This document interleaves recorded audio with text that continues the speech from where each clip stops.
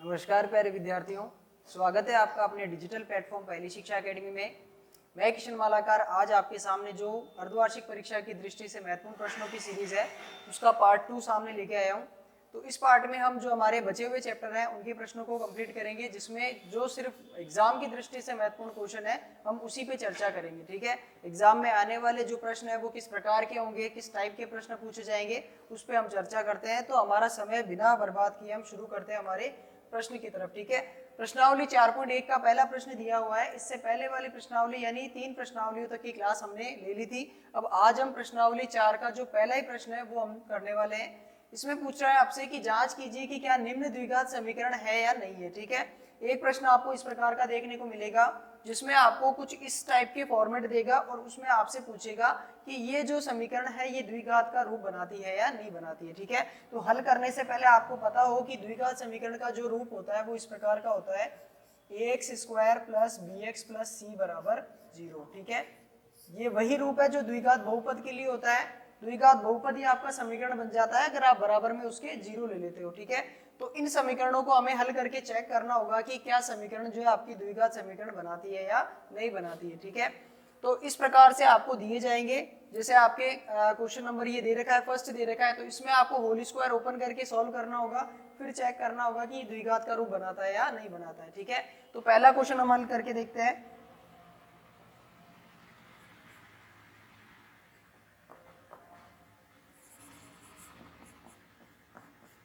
जो पहला क्वेश्चन है हमारा वो दे रखा है x+1 का whole square is equal to 2x minus 3। ठीक है, इसको हल कर लेते हैं। तो यहाँ पे a प्लस बी का होल स्क्वायर से ओपन करेंगे तो ये हो जाएगा a² plus b² plus 2ab, और इधर इसको खोलेंगे तो ये हो जाएगा 2 गुणा x 2x, और 2 को 3 से किया तो माइनस का 6। ठीक है, ये बनेगा x², 1 का स्क्वायर 1 होगा, और 2 को x से किया तो 2x बराबर 2x माइनस 6। 2x से ये 2x कैंसिल हो जाएगा क्योंकि दोनों तरफ ये प्लस वाले दे रखे हैं। माइनस 6 को हम अंदर लेके आते हैं तो ये बनेगा x² प्लस 1 प्लस 6 बराबर 0। ठीक है, जो कि बन जाएगा x² प्लस 7 बराबर 0। ठीक है, तो क्या ये आपका द्विघात समीकरण का रूप बना रहा है? बिल्कुल ये आपके द्विघात समीकरण का रूप बना रहा है, क्योंकि x² वाला पद आपको मिलना चाहिए, जो x वाला उसमें नहीं है उपस्थित, तो उसको हम इस प्रकार से लिख सकते हैं x² प्लस 0 गुणा x प्लस 7 बराबर 0। ठीक है, तो ये आपके द्विघात समीकरण रूप बनाता है। नेक्स्ट हम देखते हैं ये 3 घात वाला एक क्वेश्चन हल करके देखते हैं। जैसे क्वेश्चन नंबर आपका जो है 7 दे रखा है।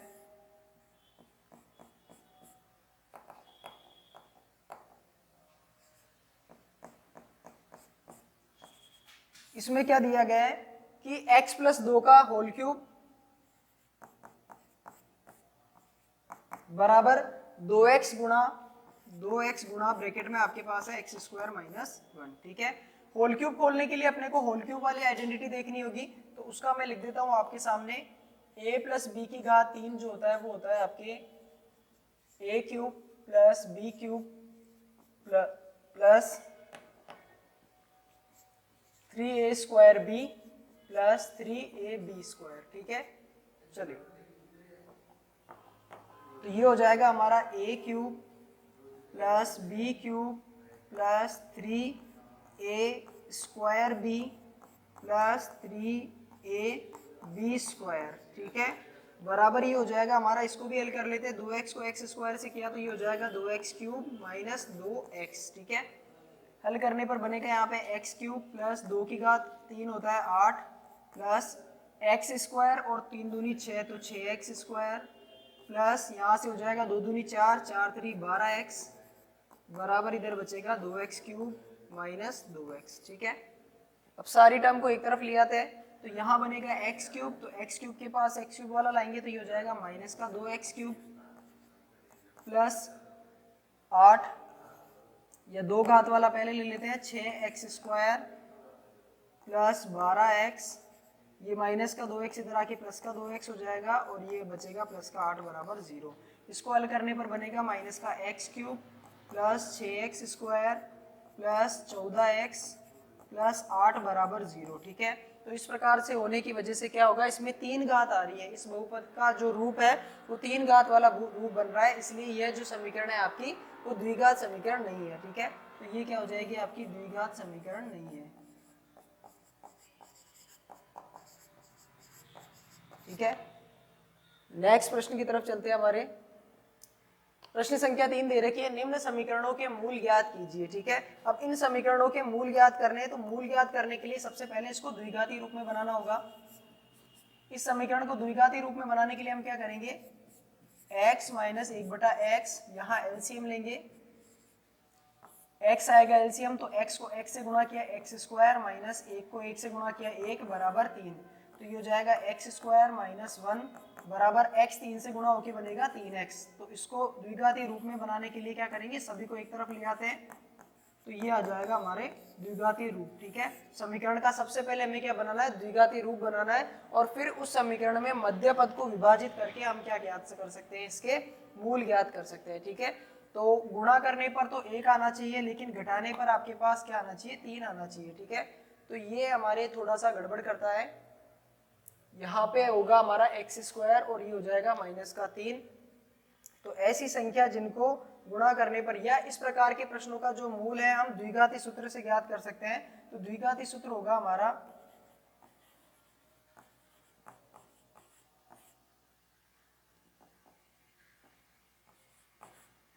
द्विघाती सूत्र होता है हमारा b बराबर या x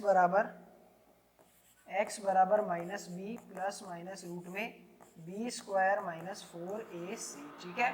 जब मध्य पद से विभाजन करने में हमें प्रॉब्लम आती है तो हम द्विघाती सूत्र का उपयोग करते हैं। अब इस द्विघाती सूत्र में हमें abc के मान अप्लाई करने हैं, तो यहाँ से हम देखें तो a का मान आ रहा है हमारे पास 1, b का मान आ रहा है x का गुणा यानी -3 और c आ रहा है हमारा -1, ठीक है।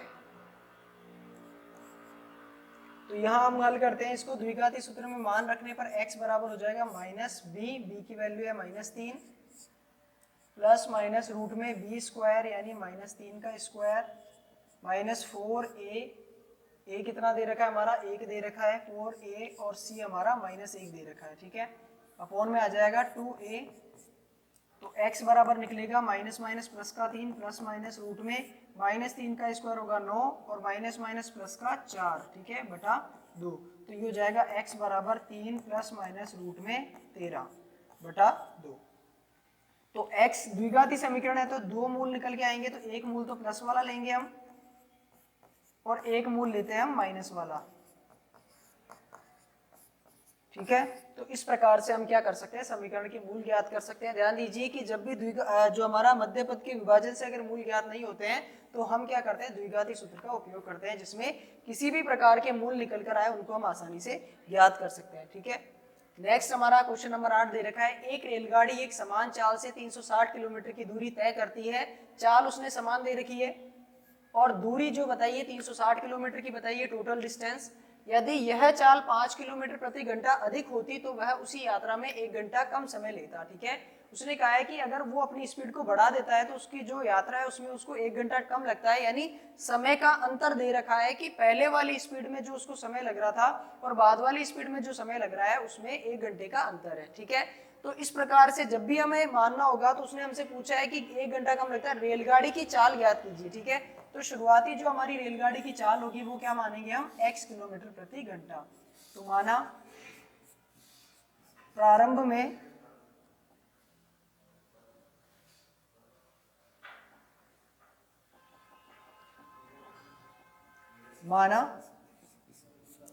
रेलगाड़ी की प्रारंभिक चाल, ठीक है, वो हो जाएगी हमारे x किलोमीटर प्रति घंटा। अब प्रारंभिक चाल ये है और अगर इसकी 5 किलोमीटर अधिक कर दी जाए चाल, ठीक है, तो 5 किलोमीटर प्रति घंटा की वृद्धि के पश्चात चाल, तो 5 किलोमीटर प्रति घंटा अगर बढ़ा दी जाए तो वो x प्लस 5 किलोमीटर प्रति घंटा चाल हो जाती है, ठीक है। ये बढ़ी हुई चाल है। अब देखो दो सिचुएशन बनेगी यहाँ पर, उसने कहा है कि पहले जो समय लग रहा था और अभी जो समय लग रहा है उसमें 1 घंटे का फर्क है, ठीक है।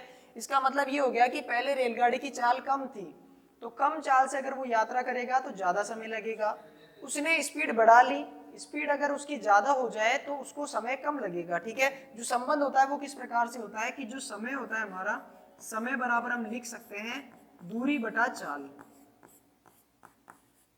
अगर आपने इस चाल का मान ज्यादा कर दिया तो समय का मान कम आएगा, अगर आपने चाल का मान कम रखा है तो समय का मान ज्यादा आएगा। ठीक है, इसका मतलब हम कह सकते हैं कि जो t1 समय आपको पहले वाले केस में लग रहा था और t2 केस जो आपको दूसरे वाले केस में लग रहा है, उसमें से t1 समय ज्यादा है जबकि t2 समय कम है। क्यों? क्योंकि इसने चाल बढ़ाई है तो t2 समय आपका कम हो जाएगा। तो मैं कह सकता हूं कि जब आप इसको t1 में से t2 को माइनस करते हो तब आपको क्या मिलता है, 1 घंटे का फर्क मिलता है, यानी पहले की तुलना में अब उसको 1 घंटा कम लग रहा है। ठीक है, t1 अगर मुझे बनाना है तो मुझे क्या करना होगा, दूरी में इसकी चाल का भाग देना होगा, तो ये हो जाएगा 360 बटा x माइनस t2 के लिए दूरी तो वही रहेगी, बस उसने स्पीड अपनी बढ़ा ली तो x प्लस 5 हो जाएगा, बराबर हो जाएगा 1। इसको हम हल कर लेते हैं एलसीएम लेकर, तो x गुणा x प्लस 5, x प्लस 5 को पूरे या 360 को हम ले लेते हैं कॉमन। ठीक है, 360 को ले लिया हमने बाहर, तो ये हो जाएगा x प्लस 5 को x प्लस 5 1 से करेंगे तो सीधा सीधा आपका x प्लस 5 आएगा,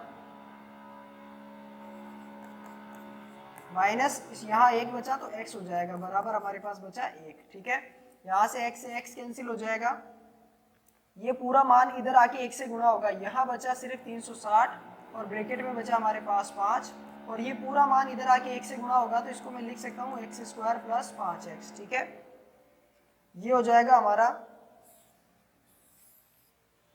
x square plus 5x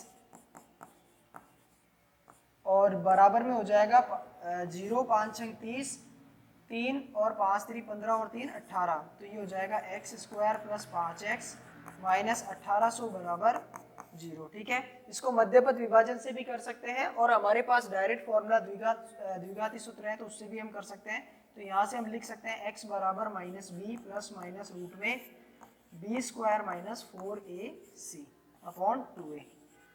x बराबर हो जाएगा माइनस बी कितना है 5 है, प्लस माइनस रूट में बी स्क्वायर यानी 5 का स्क्वायर माइनस 4a यानी 1 और c यानी 1800 अपॉन 2a। ठीक है, तो x बराबर हो जाएगा हमारा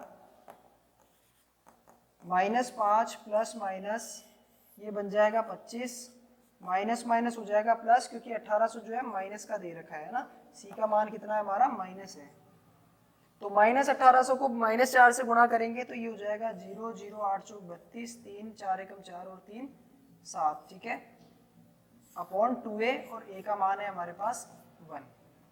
आगे इसको और हल करते हैं तो x बराबर आ जाएगा माइनस 5 प्लस माइनस रूट में 7225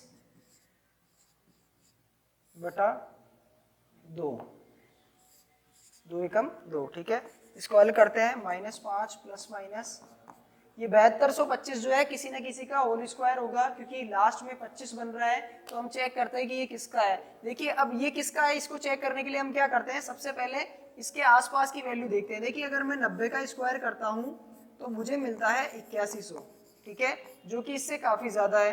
अगर मैं 80 का स्क्वायर करता हूँ तो मुझे मिलता है 6400, जो कि इससे काफी कम है। तो ये 90 और 80 के बीच में आ रहा है, तो कहीं ना कहीं ये 85 का होल स्क्वायर हो सकता है। ठीक है, तो 85 का होल स्क्वायर अगर हम करके देखें तो हमें प्राप्त होता है 8 का स्क्वायर 64, 5 का स्क्वायर 25, 8 पंजो 40 प्लस 40 ये हो जाएगा 25, यहाँ बनेगा 80, ये हो जाएगा 64, यहाँ उतारा 5, हासिल का गया 2, इसके साथ में गया 2, तो ये हो जाएगा 82, 8 गया इधर तो ये हो जाएगा 72, यानी 7225 किसका स्क्वायर है, आपके 85 का स्क्वायर है। ठीक है, तो इस प्रकार से आप क्या कर सकते हैं, एक आसपास की वैल्यू लेकर उसका होल स्क्वायर जो है वो आसानी से ज्ञात कर सकते हैं। ठीक है, तो हमें पता चला कि ये किसका होल स्क्वायर है, ये 85 का होल स्क्वायर है बटा 2। तो यहाँ x बराबर, सबसे पहले प्लस की बात करते हैं, तो x बराबर हो जाएगा -5 प्लस 85 बटा 2, यानी ये हो जाएगा 80 बटा 2 मतलब 40। ठीक है, एक हो जाएगा माइनस के लिए हमारा, तो x बराबर -5 माइनस 85 बटा 2 यानी -90 बटा 2, तो ये हो जाएगा x बराबर -90। ठीक है, -45 -90 में 2 का भाग देंगे तो माइनस का 45 आएगा। तो माइनस में चाल नहीं हो सकती है, प्लस में हो सकती है। तो चाल कितनी आ गई हमारी, x बराबर 40। तो हम बोल सकते हैं कि रेलगाड़ी की चाल क्या हो जाएगी, 40 किलोमीटर प्रति घंटा। ठीक है, तो इस प्रकार से हम इन प्रश्नों को हल कर सकते हैं। नेक्स्ट हमारे प्रश्न की तरफ बढ़ते हैं। प्रश्न संख्या 1 दे रखा है कि निम्न द्विघात समीकरणों के मूलों की प्रकृति ज्ञात कीजिए, यदि मूलों का अस्तित्व हो तो उन्हें ज्ञात कीजिए। ठीक है, देखिए मूलों की प्रकृति के लिए हम क्या करते हैं, d निकालते हैं, या फिर जो है हमारे पास b स्क्वायर माइनस 4ac की वैल्यू निकालते हैं। ठीक है, अगर b स्क्वायर माइनस 4ac का मान अगर 0 से बड़ा है, ठीक है, तब तो आपके मूलों का अस्तित्व होगा। और मूल किस प्रकार के होंगे, आपके मूल वास्तविक और अद्वितीय होंगे। अद्वितीय का मतलब होता है या भिन्न भिन्न होंगे, अद्वितीय नहीं होंगे। ये आपके मूल जो है भिन्न होंगे, असमान बोल सकते हैं हम, मूल असमान होंगे। ठीक है, अगर b स्क्वायर माइनस 4ac का मान जो है वो 0 के बराबर आ जाए तो मूल आपके वास्तविक तो आएंगे, उसके साथ में वो किस प्रकार से आ जाएंगे, समान आ जाएंगे।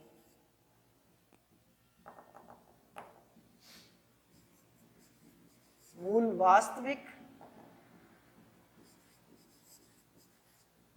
एवं समान होंगे। ठीक है, अगर b स्क्वायर माइनस 4ac का मान जो है वो 0 से छोटा आ जाए, ठीक है, 0 से क्या आ जाए, छोटा आ जाए, तब आपके मूल क्या कैसे होंगे, काल्पनिक होंगे।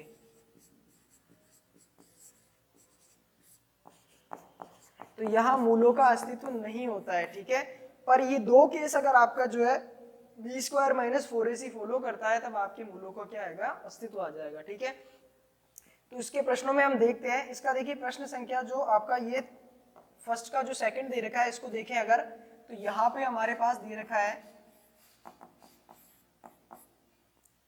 3x square minus 4 root 3x plus 4 बराबर 0। ठीक है, तो यहाँ हम देखें सबसे पहले a का मान तो इसमें 3 दे रखा है, b का मान जो है माइनस 4 रूट 3 है, और c हमारा 4 दे रखा है। तो इसके लिए सबसे पहले हम b स्क्वायर माइनस 4ac का मान ज्ञात करते हैं। b स्क्वायर यानी माइनस 4 रूट 3 का होल स्क्वायर माइनस 4a और ये c। ठीक है, ये हो जाएगा 4 चौक 16 और रूट 3 का 3 हो जाएगा, माइनस 4 चौक 16 16 48। ठीक है, 4 चौक 16 होगा यहाँ पे, 4 चौक 16 गुणा 3। ठीक है, तो ये 16 48 हो जाएगा और ये भी 48 हो जाएगा। इसका मतलब यहाँ 0 बचा। तो b स्क्वायर माइनस 4ac का मान अगर 0 आता है तो उस केस में हमें पता है कि मूल किस प्रकार के होंगे, वास्तविक और समान आएंगे। ठीक है, अब इसके मूल ज्ञात करके देखते हैं। इसी से हम जो हमारा b स्क्वायर माइनस 4ac है, इसी की सहायता से हम क्या करेंगे, द्विघातीय सूत्र से निकाल सकते हैं। तो minus b plus minus root में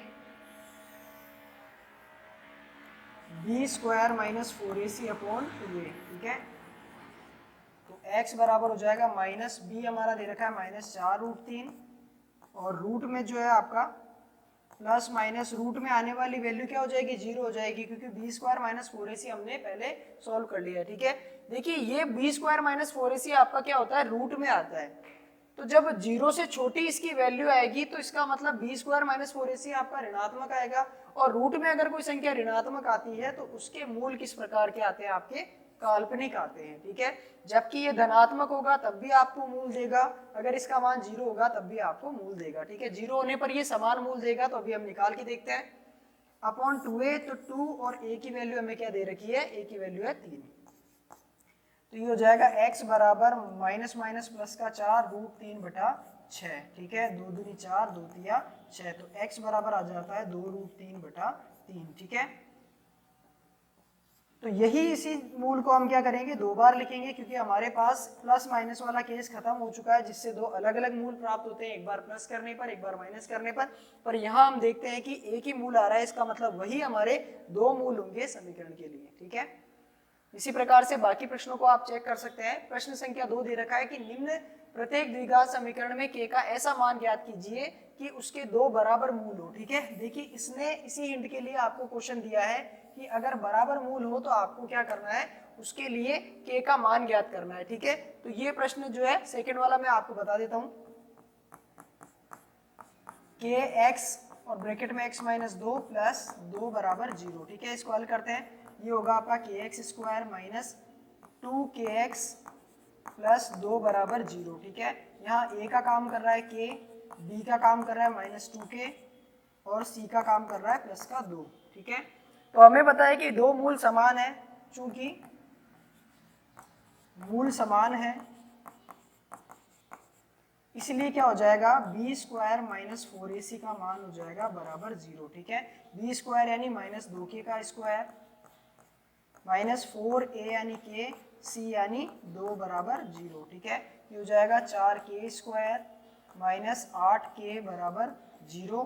तो 4k अगर यहाँ से कॉमन लिया जाए तो अंदर बचेगा k माइनस 2 बराबर 0। ठीक है, तो यहाँ से k का मान आ जाएगा 4k बराबर 0 हो सकता है या फिर k माइनस 2 बराबर 0 हो सकता है। तो k बराबर यहाँ आएगा 0/4 यानी k बराबर 0 और एक k का मान आ जाएगा यहाँ से 2। ठीक है, तो k के भी दो मान हो सकते हैं क्योंकि ये जो k है आपका द्विघाती रूप में आ चुका है। यहाँ आपका k जो है द्विघाती रूप में नहीं आएगा तो k का एक मान आप आसानी से ज्ञात कर सकते हैं। ठीक है, जैसा उसने प्रश्न में हिंट दी है कि दो बराबर मूल है तो आपको क्या करना है, बी स्क्वायर माइनस 4ac वाला केस अप्लाई करना होगा यहाँ पे। ठीक है, नेक्स्ट प्रश्न की तरफ बढ़ते हैं। हमारा एपी पांचवी प्रश्नावली आ चुकी है। ठीक है, पांचवी प्रश्नावली का एक बार मैं बेसिक आपके सामने रख देता हूँ। आपको पता है कि इसमें जो एपी होती है समांतर श्रेणी में कुछ पद होते हैं a1, a2, a3, a4 इस प्रकार से, और अंतिम पद को हम बोलते हैं an। ठीक है, प्रथम पद हो जाता है a1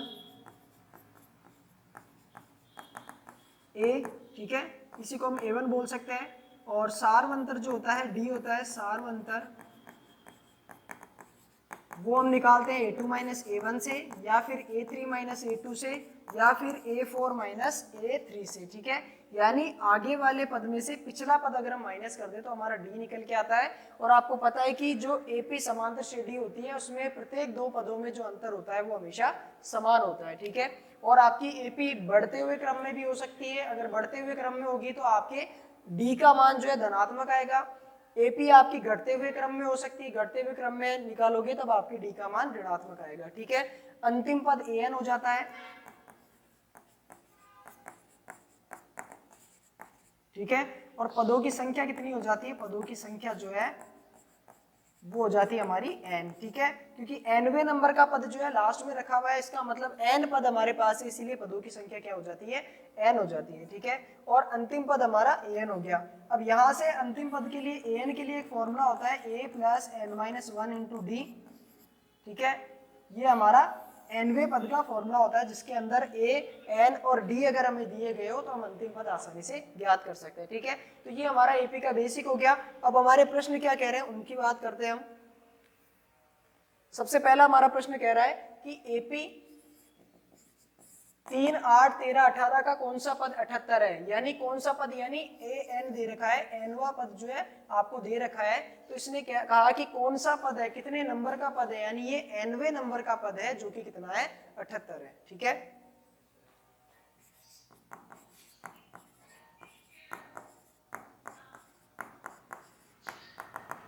यह आपको एपी दे रखी है और इसका एक पद दे रखा है, यानी मैं कह सकता हूं यहाँ प्रथम पद जो है वो 3 है।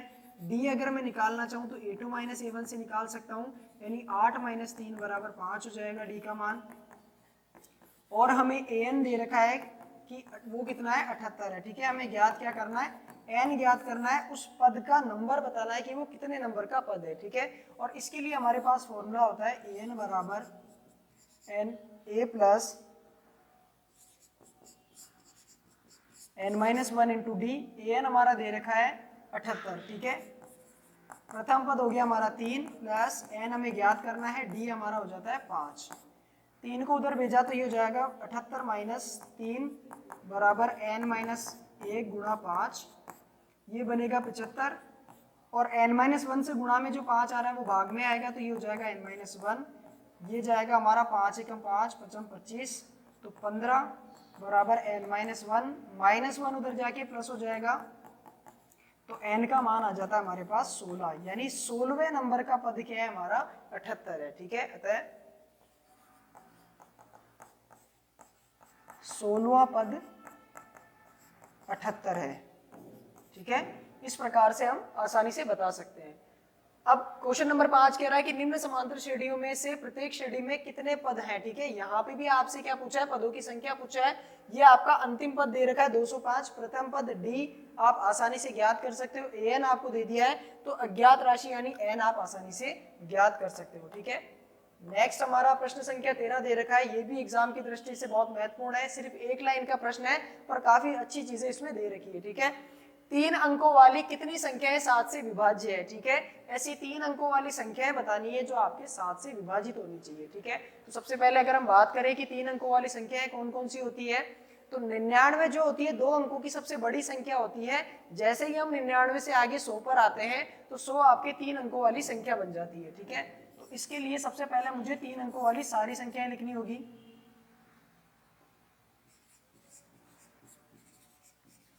तीन अंकीय संख्या, तो 3 अंकीय संख्या हमारी शुरू होती है 100 से और खत्म होती है ये 100 के बाद आता है 102, 101, 102 और इसी प्रकार से अंतिम जो हमारे संख्या आती है 3 अंकीय संख्या वो आती है 999। ठीक है, क्योंकि इसके बाद जो 1000 आता है वो 4 अंकीय हो जाता है। ठीक है, इसीलिए अंतिम जो आपकी संख्या होगी वो कौन सी हो जाएगी, 999। ठीक है, पर हमें कहा गया है कि 3 अंकों वाली वही संख्या लेनी है जो 7 से विभाज्य है। तो 7 से विभाजित होने वाली संख्या 100 के आगे कौन सी संख्या होगी उसकी अगर हम बात करें तो अगर हम 100 में 7 का भाग देते हैं तो पूरा पूरा नहीं जाएगा। 7 एकम 7 बचा यहाँ से 3, 7 चौक 28, यानी शेषफल कितना बच रहा है हमारे पास, 2 बच रहा है। अगर ये शेषफल 2 न बच के 7 बचता तो वो संख्या पूरी पूरी विभाजित हो जाती। मतलब शेषफल कितना आ रहा है, 2 आ रहा है। इसमें क्या जोड़ू कि शेषफल जो है 7 बच जाए, तो मुझे 5 जोड़ना होगा जिससे शेषफल क्या हो जाएगा, 7 बचेगा। जैसे ही शेषफल 7 बचेगा वो भी संख्या आपकी क्या हो जाएगी, 7 से विभाजित हो जाएगी। तो हमने कितना जोड़ा, 5 जोड़ा। ठीक है, इसमें जोड़ा 100 में, तो 100 में 5 जोड़ने पर 105 बनेगा और ये संख्या आपसे 7 से विभाजित हो जाएगी। 7 एकम 7 बचा 3, 7 पंजो 35, यानी पहली ऐसी संख्या जो 7 से विभाजित है वो आपकी 105 हो गई। ठीक है, अब हम बात करें 999 की। इसमें 7 से भाग दिया तो 7 एकम 7 बचा 2, 7 चौक 28 बचा 1, 7 दूनी 14। ठीक है, यहाँ शेषफल कितना बच रहा है, 5 बच रहा है। ठीक है, अगर ये शेषफल 5 नहीं बचता, शेषफल 0 बचता तो वो संख्या आपकी क्या हो जाती, पूरी पूरी विभाजित हो जाती। अब यहाँ मैं शेषफल को 7 नहीं बना सकता, आगे नहीं ले जा सकता, क्योंकि 999 से आगे जाने वाली सारी संख्याएं 4 अंकी हो जाती है। तो मुझे क्या करना होगा, इस 5 को 0 बनाना होगा, यानी 5 कम करना होगा। तो 999 में से 5 कम कर दिया जाए तो ये 994 बचेगा। ये 7 से विभाजित है, करके देखें। 7 एकम 7 बचा 2, 7 चौक 28 बचा 1, 7 दूनी 14। ठीक है, तो सबसे पहले जो हमारी संख्या है वो 105 हो जाती है, अंतिम जो संख्या है वो 994 हो जाती है और शेष संख्या हम जो है +7 करके ज्ञात कर सकते हैं। ठीक है, तो पहली संख्या 105 और लास्ट 994। 7 से विभाज्य 3 अंकीय संख्या कौन कौन सी है, सबसे पहले 105 है, उसमें 7 जोड़ा तो 112 हो जाएगी, 119 और अंतिम संख्या की बात करें तो 994। ये हमने क्या किया है, ये हमने हमारी एपी बना ली है जिसमें प्रथम पद डीपी हमें पता चल गया 7 है, अंतिम पद पता चल गया। सिर्फ हमें पदों की संख्या बतानी है क्योंकि प्रश्न ने कहा है कि 3 अंकों की वाली कितनी संख्या लेनी होगी, यानी आपको पदों की संख्या मतलब n ज्ञात करना है। ठीक है, तो लिखते हैं इसके लिए। सबसे पहले ए दे रखा है 105, डी हमारा 7 है क्योंकि 7 से विभाज्य संख्या दे रखे है तो 7 से 7 का ही अंतर होगा और अंतिम संख्या जो है हमारी एन हो जाएगी 994। ठीक है, तो ये हमारा फॉर्मूला होता है एन बराबर A plus N minus 1 into D. N दे रखा है 994, ए हमारा 105 है, एन हमें ज्ञात करना होगा और डी हमारा 7 हो जाएगा। 105 को 994 से माइनस करते हैं,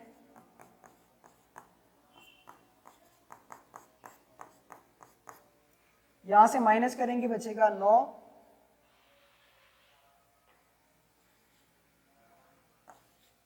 889। ठीक है, 89 हो जाएगा।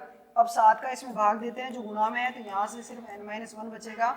7 एकम 7 बचा 1, 7 दूनी 14 बचा 4, 7 7 49 यानी 127। तो n-1 बराबर बचा 127, तो n बराबर हो जाएगा 127 प्लस 1 यानी 128। ठीक है, ये हमारे n का मान आ जाता है। तो हमसे जो पदों की संख्या पूछी वो हमने आसानी से ज्ञात कर ली। सेकंड क्वेश्चन इसका जो दे रखा है 14 नंबर, वो भी यही कह रहा है कि 10 और 250 के बीच में 4 से विभाजित कितने गुणज है। 4 के कितने गुणज है, गुणज का मतलब भी वही होता है जो 4 से विभाजित होती है। तो 10 से आगे आपको पता है कि सबसे पहली ऐसी संख्या जो 4 से विभाजित होती है वो आपकी 12 होती है। और 250 से पहले की संख्या को आप निकाल सकते हैं।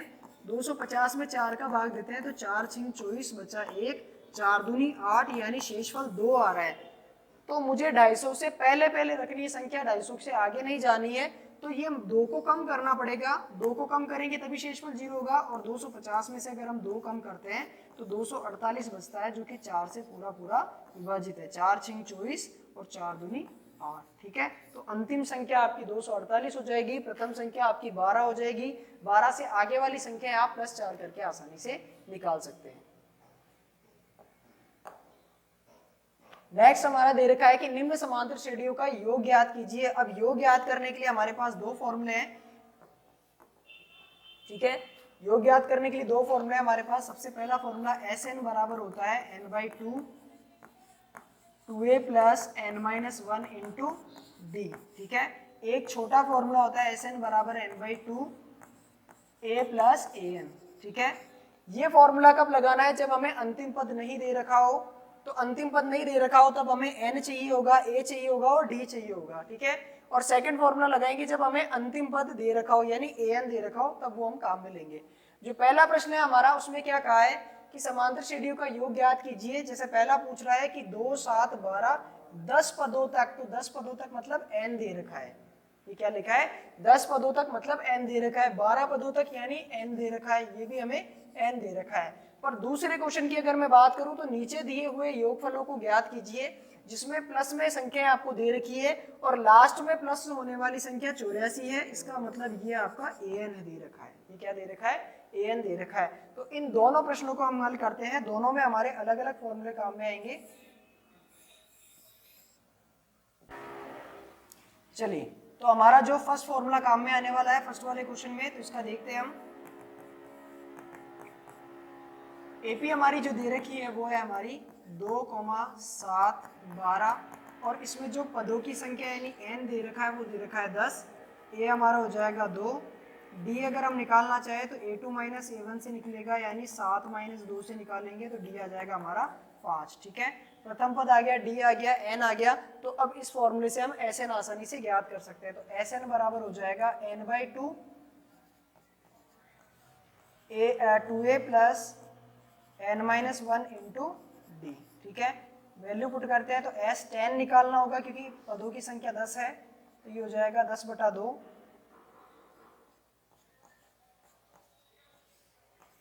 2 गुणा ए कितना दे रखा है हमारा, ए दे रखा है 2 प्लस 10 माइनस 1 गुणा डी हमारा हो जाएगा 5। ठीक है, इसको हल करते हैं तो S10 हो जाएगा हमारा, यहाँ से 10 में 2 का भाग दिया तो 5 बचा। ये हो जाएगा 2 दूनी 4 प्लस 10 में से 1 गया 9 बचा गुणा 5। तो S10 हमारा निकल के आएगा 5 गुणा, ये हो जाएगा 4 प्लस 9 पंजे 45, 5 गुणा 49, 9 पंजे 45, 4 5 20 और 4 24। तो ये हमारा S10 निकल जाता है। इसी प्रकार से सेकंड क्वेश्चन के लिए हम क्या कर सकते हैं, छोटा वाला फॉर्मूला लगा के आसानी से ज्ञात कर सकते हैं। ठीक है, तो क्वेश्चन नंबर सेकंड लेते हैं हम। तो यहाँ पे हमें दे रखा है 34, जो हमारी एपी है वो हमें दे रखा है 34 प्लस 32 प्लस 30 और लास्ट में जो प्लस जुड़ रहा है, जो संख्या लास्ट में प्लस हो रही है हमारी वो कितनी है 40। ठीक है, इसका मतलब हमारा ए तो 34 है, डी हमें पता है कि वो -2 हो रहा है, या हम निकालें a2 माइनस a1 से तो हमें पता चलेगा 32 माइनस 34 यानी -2। डी कितना आ रहा है हमारा -2। ठीक है, और अंतिम पद यानी an हमारा हो जाता है 40। तो हम छोटा वाला फॉर्मूला लेंगे काम में, Sn बराबर n/2 a प्लस an। ठीक है, तो Sn हमारा कितना निकलेगा, यहाँ पे हमें n पता नहीं है। ठीक है, पदों की संख्या सबसे पहले हमें निकालनी होगी। देखिए इस प्रश्न में और इस प्रश्न में जो है आपको n आपके पास होना जरूरी है, तो हमारे पास n की कमी है, तो n हम निकाल सकते हैं हमारे पदों की संख्या, जो हमारा an अंतिम पद वाला फॉर्मूला है उससे हम निकाल सकते हैं। ठीक है, तो अंतिम पद वाला फॉर्मूला हमारा होता है an बराबर a plus n minus one into D. ठीक है, अंतिम पद हमें कितना दे रखा है 40, a हमारा हो गया 34 plus n minus one into D हो जाएगा माइनस का 2। 34 को 40 में से माइनस करेंगे, n माइनस वन माइनस 2, तो यहाँ बचेगा हमारे पास 6 और ये माइनस 2 आके इधर हो जाएगा भाग में, तो यहाँ से जाएगा माइनस का 3 n माइनस वन। अच्छा लास्ट में हमें 30 दे रखा है, 40 नहीं है। ठीक है ना, ये थोड़ा सा मैंने गलत लिख लिया था, इसलिए हमारा जो n है वो ऋणात्मक आ रहा है, 40 नहीं है हमारा, ये कितना दे रखा है 10 दे रखा है अंतिम पद।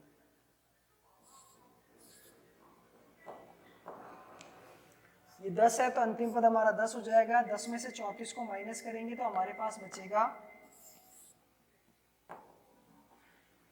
माइनस का 24, और माइनस के 24 में अगर हम माइनस के 2 का भाग देते हैं तो माइनस से माइनस कैंसिल होगा, बचेगा 12, यानी n बराबर हो जाएगा 12 प्लस 1, तो n बराबर आ जाएगा हमारे पास 13। ठीक है, n का मान आते ही हम छोटे वाले फॉर्मूले से Sn ज्ञात कर सकते हैं। तो Sn का फॉर्मूला होता है हमारे पास Sn बराबर n/2 a plus an। Sn बराबर हमारा n दे रखा है 13, तो 13/2, a हमारा हो जाता है इसके लिए 34 और अंतिम पद हो जाता है 10, तो 34 प्लस 10, 13 गुणा 34 और 10 हो जाएगा 44/2 चल रहा है, तो ये जाएगा 22 बार, 13 दूनी 26, 2 13 दूनी 26 और 2 28, यानी हमारा 13वें नंबर के जो पदों का योग है, 13 पदों का योग वो कितना आ जाता है 286 आ जाता है। ठीक है, तो ये दोनों फॉर्मूले किस प्रकार से काम में आते हैं वो मैंने बता दिया आपको। अगर आपको अंतिम पद दे रखा है n नहीं दे रखा है तो सबसे पहले आपको n ज्ञात करना होगा, और वो हम अंतिम पद के फॉर्मूले से आसानी से ज्ञात कर सकते हैं। ठीक है, नेक्स्ट क्वेश्चन दे रखा है कि प्रश्न संख्या 9 कह रहा है यदि किसी एपी के प्रथम 7 पदों का योग जो है 49 है, प्रथम 17 पदों का योग 289 है, तो उसके प्रथम n पदों का योग ज्ञात कीजिए। ठीक है, हमें क्या दे रखा है प्रथम 7 पदों का योग, यानी S7 दे रखा है जो कि कितना है 49। अब इस S7 को हम अगर थोड़ा सॉल्व करना चाहे तो ये हो जाएगा 7/2 2a plus 7 minus 1 into D बराबर 49। ठीक है, इसको हल कर लेते हैं, 7 से ये जाएगा 7 बार, 2 से इधर आके गुणा होगा तो अंदर बचेगा 2a प्लस 7 में से 1 गया तो बचेगा 6, 6d बराबर 7 गुणा 2, ये हो जाएगा 2a प्लस 6d बराबर 14, 2 कॉमन लेंगे तो अंदर बचेगा a प्लस 3d बराबर 14, 2 सत्ते 14, तो a प्लस 3d बराबर 7। ठीक है, नेक्स्ट उसने कहा है कि 17 जो है प्रथम 17 पदों का योग, यानी S17 दे दिया, सॉरी, S17 दे रखा है 289, S17 को लिख सकते हैं 17/2 2a plus n minus 1 into D, ये 17 का वर्ग होगा तो 17 से कैंसिल हो जाएगा 17 बार, यहाँ बचेगा 2a प्लस 16d बराबर 17 गुणा 2। ठीक है, यहाँ से 2 कॉमन ले लेते हैं सीधा ही, तो a प्लस 8d बचेगा अंदर बराबर 17 गुणा 2, इस 2 से 2 कैंसिल होगा तो a प्लस 8d बराबर बचेगा हमारे पास 17। ठीक है, ये हमने क्या किया a और d में समीकरण बना ली, क्योंकि n पदों का योगफल ज्ञात करने के लिए हमारे पास फॉर्मूला होता है a plus n minus 1 into D, जहाँ n का मान हमें n ही रखना होगा, लेकिन हमें अज्ञात वैल्यू जो है a और d चाहिए होगी। ठीक है, हमारे Sn वाले फॉर्मूले में n के अलावा हमें a और d मिल जाए तो हम आसानी से n पदों का योगफल ज्ञात कर सकते हैं। तो हमने क्या किया, a और d में समीकरण बना ली, जहाँ से हम विलोपन विधि का प्रयोग करके a और d का मान ज्ञात करेंगे। तो a प्लस 3d बराबर 7 है, a प्लस 8d बराबर 17 है, साइन चेंज करेंगे ये हो जाएगा खत्म, यहाँ बचेगा माइनस का 5d और यहाँ से बचेगा माइनस का 10, माइनस से माइनस कैंसिल, d बराबर 10/5 यानी 2 आएगा। तो डी का मान जो 2 है वो हम समीकरण किसी में भी रख सकते हैं, समीकरण 1 में रख सकते हैं। समीकरण 1 में अगर डी का मान रखेंगे तो वो हो जाएगा a plus 3d is equal to 7, यानी a बराबर आएगा हमारा 7 माइनस 6, तो a बराबर हो जाएगा 1। ठीक है, d आ गया, a आ गया। अब हम क्या कर सकते हैं, n पदों का योगफल ज्ञात कर सकते हैं। तो Sn बराबर होता है n/2 2a plus n-1 into D. ठीक है, छोटा वाला फॉर्मूला काम में नहीं लिया है क्योंकि हमारे पास अंतिम पद an नहीं है। ठीक है, तो हम लगाते हैं Sn बराबर, n का मान n ही रखना है, 2a की वैल्यू आई हमारे पास 1 प्लस n-1 इंटू डी हमारे पास निकल के आया 2। तो Sn बराबर हो जाएगा n/2, 2 एकम 2 और ये हो जाएगा 2n-2, 2 से 2 कैंसिल होगा तो Sn बराबर बचेगा n/2 ब्रैकेट में 2n, 2 से 2 फिर गया तो n पदों का योगफल है जो आ जाएगा हमारे पास n²। ठीक है, नेक्स्ट हमारा क्वेश्चन नंबर 10 दे रखा है कि दर्शाइए a1 a2 an से एक AP बनती है। an नीचे दिए हुए अनुसार परिभाषित है। ठीक है, यानी a1 a2 जो आपको an n के रूप में जो फॉर्म दे रखी है वहां पे आपको n का मान पुट करना है। a1 निकालने के लिए यहाँ 1 रखना होगा, तो 4 और 3 प्लस 4 एकम 4, तो ये 7 हो जाएगा a1। a2 के लिए आपको यहाँ 2 रखना होगा, 4 दूनी 8 और 3 11 हो जाएगा, तो 7 11 इस प्रकार से आपकी एक AP बनेगी, उसको आपको चेक करना है। फिर उसके बाद में क्या करना है कि प्रथम 15 पदों का योग ज्ञात करना है। ठीक है, तो यहाँ से हम करके देखते हैं इस प्रश्न को। जो हमारा पहला प्रश्न दे रखा है, ठीक है, यहां से मैं आपको AP बना के बता देता हूं। क्वेश्चन नंबर 10,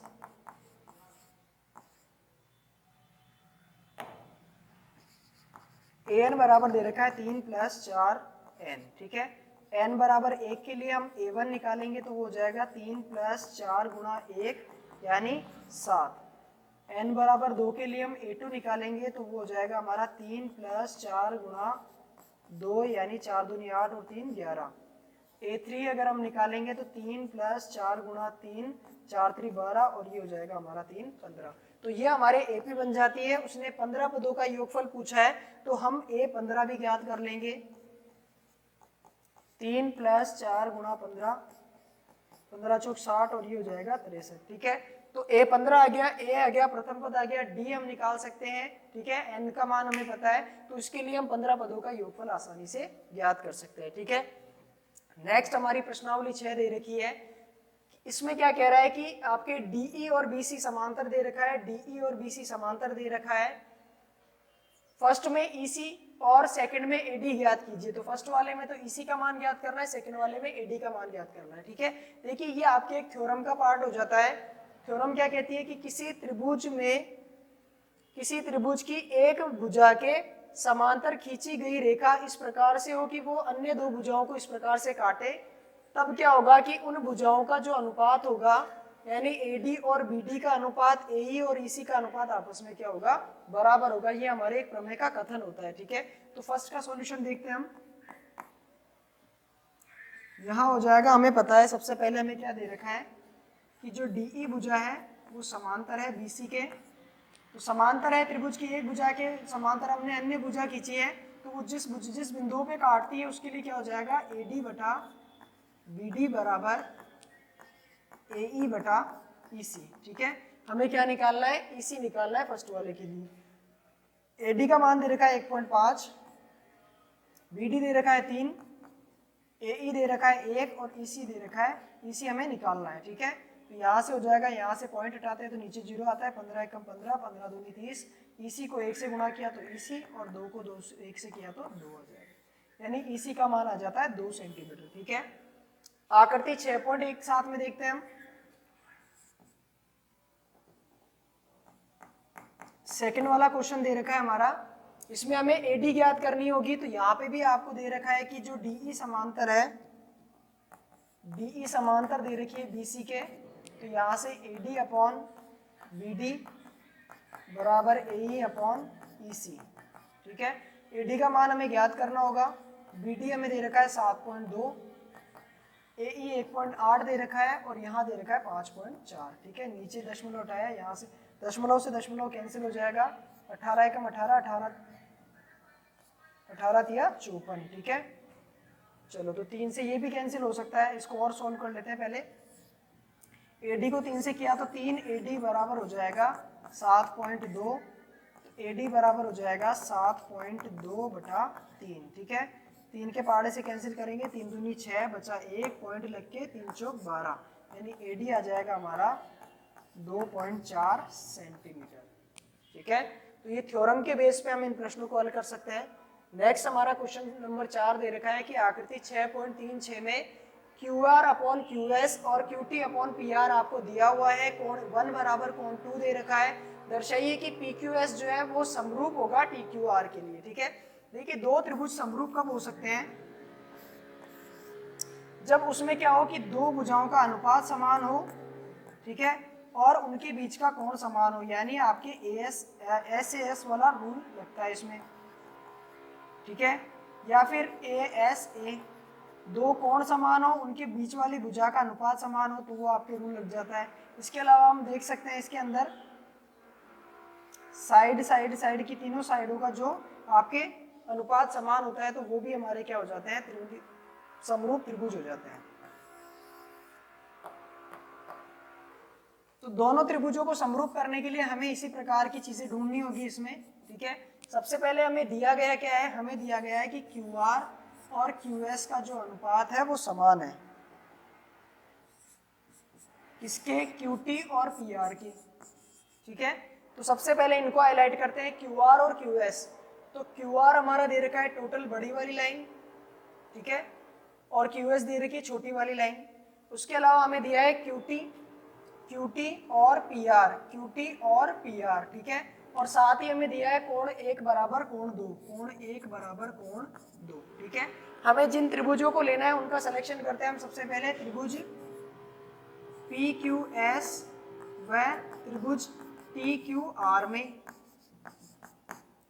PQS की बात करें तो PQS ये वाला त्रिभुज हो जाता है हमारे पास, ठीक है।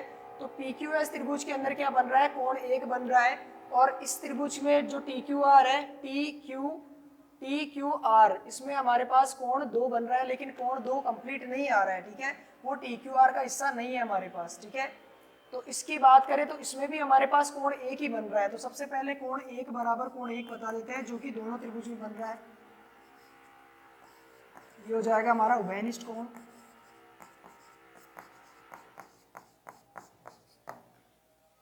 फिर PQS की बात करें तो PQS के अंदर जो है आपको क्या दे रखा है कि इस QS भुजा का अनुपात जो है इस TQR में QR के साथ हो रहा है, ठीक है। QS भुजा का अनुपात QR के साथ है, हमें दे रखा है इसमें PQS में QR बटा QS बराबर QT बटा PR, ठीक है। ये भुजाएं हमें समान अनुपात में दे रखी है। तो इसमें कोण हमारा उभयनिष्ठ आ गया, QR और QS जो है ये दो भुजाएं समान अनुपात में हो गई, QT और PR जो है ये दो भुजाएं समान अनुपात में हो गई।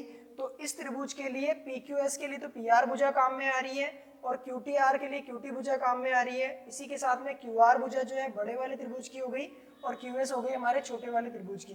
तो यहाँ आपके जो संबंध बन रहा है वो SAS से बन रहा है, तो हम बोल सकते हैं SAS से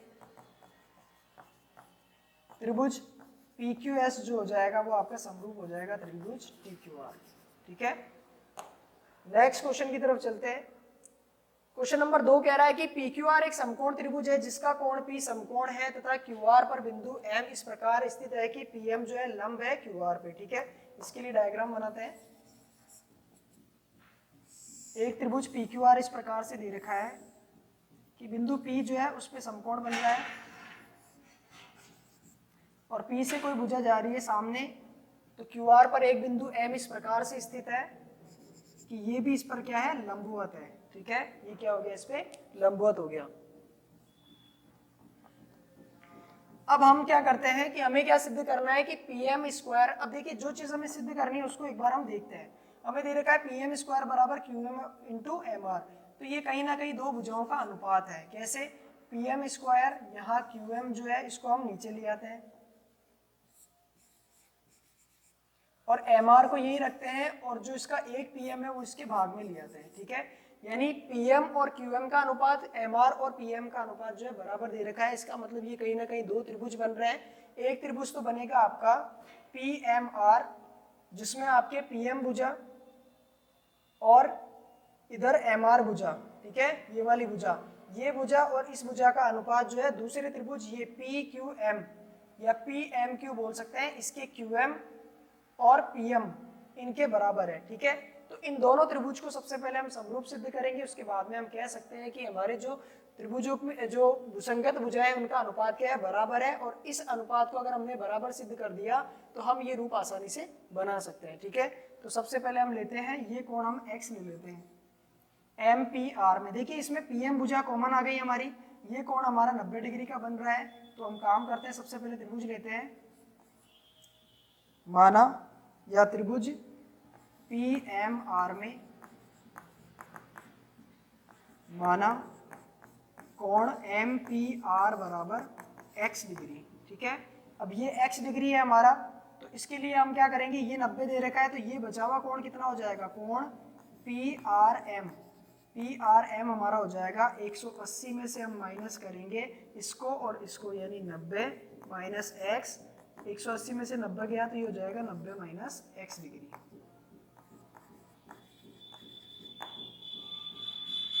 नब्बे माइनस एक्स। ठीक है, अगर ये 90 माइनस आर 90 माइनस एक्स आ गया, ये कोण आपका पी जो है वो 90 डिग्री का है, तो हम क्यू भी आसानी से निकाल सकते हैं त्रिभुज पी क्यू आर में या क्यू पी आर में, क्योंकि पी पर 90 डिग्री का कोण बन रहा है।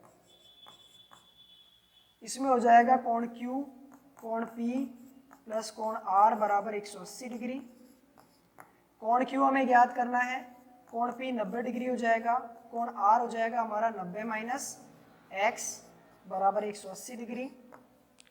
तो ये हो जाएगा कोण Q plus 180 degree minus x बराबर 180। तो 180 से 180 कैंसिल होगा तो कोण क्यू का मान हो जाएगा माइनस एक्स उधर जाके प्लस का।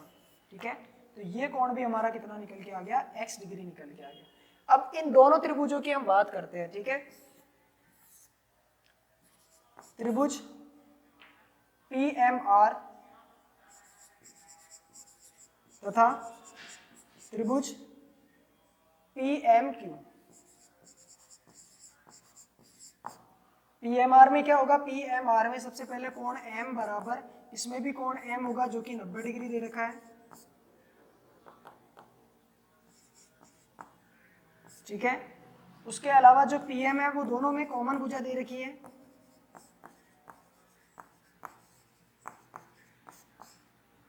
उसके अलावा जो कोण है इसका एम पी आर और उसका होगा पी क्यू आर। ये दोनों कोण आपस में क्या है, बराबर है। बराबर कितना है, x डिग्री है। ठीक है, तो यहाँ एक भुजा बराबर बता दी, दो कोण बराबर बता दिए, तो हम बोल सकते हैं ए एस ए समरूपता से।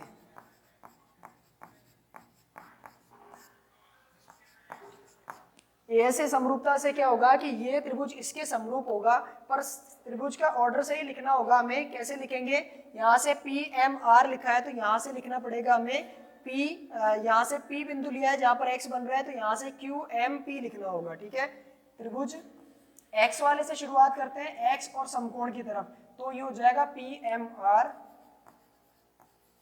समरूप होगा त्रिभुज इसके x से शुरू करते हैं, x और समकोण, तो क्यू एम पी। ठीक है, अब इनकी संगत भुजाएं समानुपात होगी, यानी P M upon Q M बराबर M R upon M P, या पी एम बोले इसको भी, बराबर होगा P R upon Q P. ठीक है, या फिर इसको हम पी क्यू बोल सकते हैं। अब हमें बनाना है ये वाला रूप, तो P M upon Q M M R upon P M, तो इन दोनों से काम हो जाएगा। तो यहाँ से हम लिख सकते हैं P M upon Q M बराबर M R upon P M. P M का पी एम से गुणा हो जाएगा पी एम स्क्वायर बराबर ही हो जाएगा क्यू एम गुणा एम आर। ठीक है, तो इस प्रकार से हम इसको सिद्ध कर सकते हैं। ठीक ठीक है। तो इससे पहले हमें ये रूप बना के देखना होगा कि ये रूप किस प्रकार से अनुपात में बन रहा है। जो अनुपात जिस त्रिभुज के आ रहे हैं उन दोनों को हम क्या कर सकते हैं, समरूप सिद्ध करके आसानी से याद कर सकते हैं, ठीक है। नेक्स्ट हमारे चलिए नेक्स्ट क्वेश्चन हमारा जो है 7वीं प्रश्नावली से है, बिंदुओं के निम्नलिखित युग्मों के बीच की दूरी ज्ञात कीजिए, ठीक है। इसमें हमने दूरी सूत्र पढ़ा था एक, जो हमारा दूरी सूत्र होता है वो होता है रूट x2 माइनस x1 का whole square plus y2 minus y1 का होल स्क्वायर, ठीक है। यानी जो दो बिंदु दिए गए हैं उनमें से एक बिंदु होगा हमारा x1 y1 और दूसरा होगा x2 y2, ठीक है। जैसे क्वेश्चन नंबर 3 दे रखा है, फर्स्ट और सेकंड में वैल्यू दे रखी है तो वैल्यू से आप आसानी से हल कर सकते हैं। थर्ड वाला मैं आपको करवा देता हूं। जो हमारा थर्ड क्वेश्चन दे रखा है उसमें एक बिंदु जिसको हम a बोल सकते हैं वो हमारा a, b है, और दूसरा बिंदु हमारा b जो है वो है हमारा -a, -b, ठीक है। इसको हम x1 y1 बोल सकते हैं, और दूसरा बिंदु हमारा x2 y2 हो जाएगा, ठीक है। तो यहाँ से हमें a और b बिंदु के बीच की दूरी ज्ञात करनी है। तो दूरी सूत्र में हम लिखेंगे ab बराबर हो जाएगा हमारा x2 माइनस x1 का whole square plus y2 minus y1 का होल स्क्वायर, ठीक है। x2 और x1 की वैल्यू पुट करते हैं और y1 y2 की वैल्यू पुट करते हैं, तो ये हो जाएगा x2 माइनस x1 यानी -a का whole square plus y2 minus y1 यानी -b और -b का होल स्क्वायर, ठीक है। x2 की वैल्यू -a है, y2 की वैल्यू -b है, इसलिए हमने क्या रखा है, -b रखा है, ठीक है। अब आपको पता है कि माइनस वाली वैल्यू क्या हो जाएगी, आपस में ऐड हो जाएगी, तो ये -2a बन जाएगा इसका होल स्क्वायर प्लस माइनस का 2b का होल स्क्वायर, ठीक है। रूट में बनेगा 2 का स्क्वायर होता है 4 और ये हो जाएगा a स्क्वायर, माइनस का स्क्वायर प्लस बन जाएगा, आगे बनेगा हमारा माइनस का स्क्वायर प्लस बनेगा तो 4b स्क्वायर, ठीक है। इसको आगे हल करने पर क्या बचेगा हमारे पास, ये हमारे ए बी बराबर बनेगा, यहाँ से 4 कॉमन लेंगे हम, दोनों के पास 4 कॉमन आ रहा है, अंदर बचेगा ब्रैकेट में a square plus b square, ठीक है। 4 जो होता है 2 बन के बाहर आ सकता है, ठीक है, क्योंकि 4 जो है 2 का वर्ग होता है, इसीलिए हमने 4 का वर्गमूल लिख दिया जो कि कितना होता है 2 होता है, और अंदर बचा हमारे पास a square plus b square, ठीक है। तो ये हमारे इसका आंसर हो जाता है, यानी दो बिंदुओं के मध्य की दूरी कितनी आ गई, ए बी बराबर 2 root a square plus b square, ठीक है। वैल्यू वाले क्वेश्चन में आप आराम से इसको रख के सॉल्व कर सकते हो तो आपका आंसर मिल जाएगा, ठीक है। नेक्स्ट हमारे क्वेश्चन की तरफ चलते हैं। क्वेश्चन नंबर 7, x अक्ष पर वह बिंदु ज्ञात कीजिए जो 2, -5 और -2, 9 से समदूरस्थ है, ठीक है, समान दूरी पर है। इसका मतलब इन दो बिंदुओं से जो बिंदु है, एक x अक्ष पर ऐसा बिंदु है जो इन दोनों बिंदुओं से समान दूरी पर है, ठीक है। अगर मैं इसको डायग्राम में लिखना चाहूँ, डायग्राम बना के बताना चाहूँ, तो एक बिंदु हमारा a बिंदु हो जाता है जिसके निर्देशांक हम ले लेते हैं 2, -5। एक बिंदु हमारा b हो जाता है जिसके निर्देशांक है -2, 9, ठीक है। अब इन दोनों बिंदुओं से कोई एक ऐसा बिंदु इनसे समान दूरी पर स्थित है, ठीक है, जिसकी a से दूरी और b से दूरी, उसको हम बोल देते हैं o। एक ऐसा बिंदु है जो a और b से समान दूरी पर स्थित है, ठीक है, और उसके निर्देशांक हमें ज्ञात करने हैं, लेकिन उसके लिए उसने बोला है कि वह x अक्ष पर स्थित है, ठीक है। अब देखिए x अक्ष पर अगर कोई बिंदु स्थित होगा तो आपको पता है उसमें सिर्फ उसके x निर्देशांक आएंगे, उसके y निर्देशांक हमें क्या हमेशा क्या हो जाएंगे, 0 हो जाएंगे, ठीक है। x अक्ष पर अगर कोई बिंदु है तो उसका सिर्फ x का मान आएगा, y हमेशा 0 हो जाएगा, और इसी तरह अगर y अक्ष पर आपको कोई बिंदु दे तो उसमें x तो हमेशा 0 रहेगा, सिर्फ y का मान रहेगा उसमें, ठीक है। तो हमें बोला है x अक्ष पर वह बिंदु ज्ञात करो, तो आपको पता है कि उसका सिर्फ x निर्देशांक आएगा, y हमेशा क्या रहेगा, 0 रहेगा, ठीक है। तो हमारे जो बिंदु हो गए उसके निर्देशांक क्या हो जाते हैं, x, 0। अब हमें पता है कि ये जो बिंदु O है ये इससे समान दूरी पर है, तो हम इसको बोल सकते हैं कि OA बराबर OB होगा। O की A से दूरी और O की B से दूरी जो है समान होगी। इसके लिए हम दूरी सूत्र लगाएंगे, तो ये हो जाएगा x2 माइनस x1 का whole square plus y2 minus y1 का होल स्क्वायर बराबर, यहाँ भी बनेगा आपका x2 माइनस x1 का whole square plus y2 minus y1 का होल स्क्वायर, ठीक है। इसको हम x1 y1 बोल दें अगर, तो OA के लिए ये आपका x2 y2 हो जाएगा और OB के लिए ये आपका x2 y2 हो जाएगा, लेकिन x1 y1 की वैल्यू जो है आपकी हमेशा वही रहेगी, ठीक है। तो इसमें वैल्यू पुट करते हैं हम। तो इसके लिए x2 y2 का काम ये कर रहा है, इसका मतलब हम इसको लिख सकते हैं 2 माइनस x1 यानी x का होल स्क्वायर प्लस y2 यानी -5 माइनस 0 का होल स्क्वायर, ठीक है। इधर हो जाएगा हमारे पास x2 y2 का काम ये करेगा, तो -2 माइनस x का होल स्क्वायर प्लस y यानी 9 माइनस 0 का होल स्क्वायर, ठीक है। ये y2 हो जाता है हमारा। अब दोनों पक्षों का वर्ग करेंगे तो इनका क्या होगा, ये रूट जो है कैंसिल हो जाएगा, ठीक है। तो दोनों पक्षों का वर्ग करने पर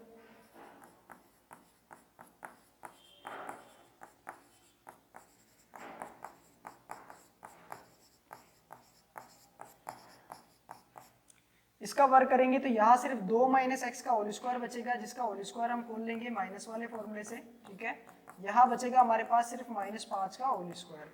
ये हो जाएगा हमारा, अगर मैं माइनस साइन इससे कॉमन लेता हूँ, रूट तो कैंसिल हो जाएगा, साथ ही साथ इसका माइनस अगर हमने बाहर ले लिया तो ये हो जाएगा 2 प्लस एक्स का होल स्क्वायर, ठीक है, प्लस ये हो जाएगा 9 का होल स्क्वायर। इसका माइनस कॉमन क्यों लिया है, क्योंकि समान चिन्ह वाले जो होते हैं हमारे हमेशा जुड़ते हैं, इसलिए यहाँ पर a प्लस बी का होल स्क्वायर लगेगा, ना कि a माइनस बी का होल स्क्वायर लगेगा, ठीक है। a माइनस बी का होल स्क्वायर कब लगता है, जब एक वैल्यू धनात्मक होती है और एक ऋणात्मक होती है, ठीक है। पर यहाँ दोनों आपकी ऋणात्मक है, इसीलिए माइनस कॉमन लेके a प्लस बी का रूप दे दिया इसको। अब इसको हल करते हैं तो a माइनस बी का होल स्क्वायर होता है a square plus B square minus 2a और ये b, -5 का स्क्वायर 25 हो जाएगा। यहाँ माइनस के साइन का स्क्वायर करते हैं तो वो प्लस हो जाता है, अंदर लगेगा a प्लस बी का होल स्क्वायर, तो a square plus B square plus 2ab और प्लस 9 का स्क्वायर हो जाएगा 81, ठीक है। इसको आगे और हल करें तो 2 का स्क्वायर हो जाएगा 4 प्लस एक्स स्क्वायर से ये एक्स स्क्वायर कैंसिल हो जाएगा, ये बचा माइनस का 4x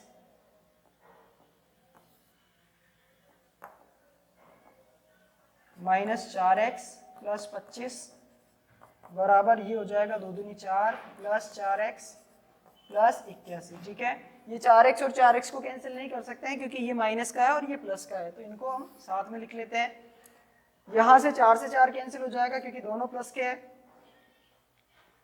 अब इसको लिखते हैं तो ये हो जाएगा -4x प्लस 25 जो है उसको हम ट्रांसफर कर देंगे और इस 4x को इधर लेके आ जाएंगे, तो -4x और -4x, सामने बचा हमारे पास 81 और इधर से जो 25 है उसको इधर लेके आएंगे तो ये हो जाएगा -25, ठीक है।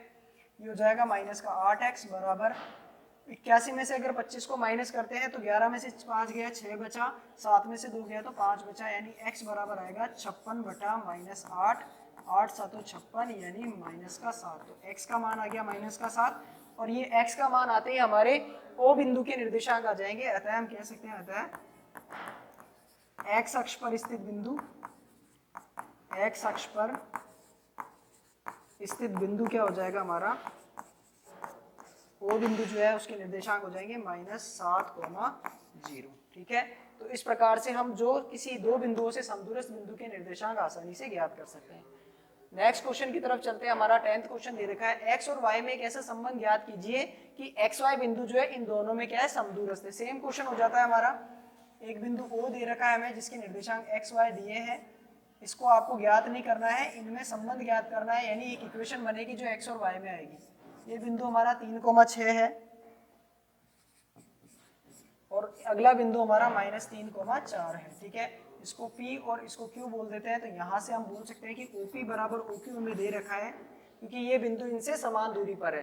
तो यहाँ पे भी हम फॉर्मूला लगाएंगे x2 माइनस x1 का whole square plus y2 minus y1 का होल स्क्वायर, ठीक है। इधर भी हो जाएगा हमारा x2 माइनस x1 का whole square plus y2 minus y1 का होल स्क्वायर, ठीक है।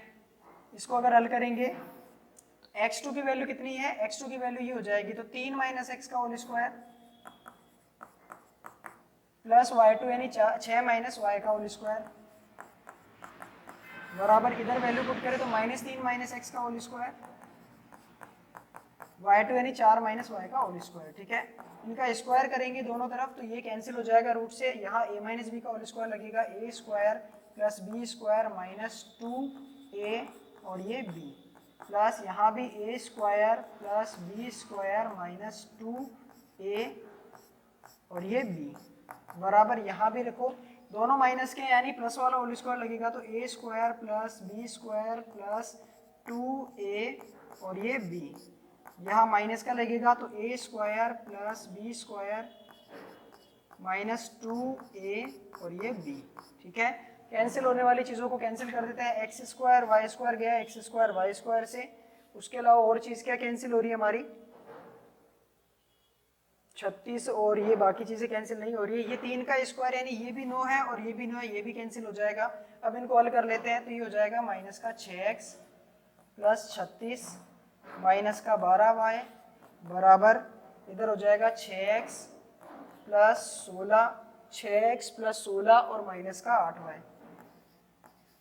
संबंध बताना है इसका मतलब एक्स वाई वाले को एक तरफ कर देते हैं, बिना एक्स वाई वाले को एक तरफ, तो ये हो जाएगा माइनस का 6x, एक्स वाले को उठा के लाएंगे वो उधर जाके माइनस का 6x हो जाएगा, माइनस का 12y, वाई वाले को लेकर जाएंगे प्लस का 8y हो जाएगा, इधर बचा 16 और यहाँ से जो अज्ञात जो हमारी फिक्स वैल्यू है यानी जो हमारी अचर राशि है 36 वो इधर आ जाएगी।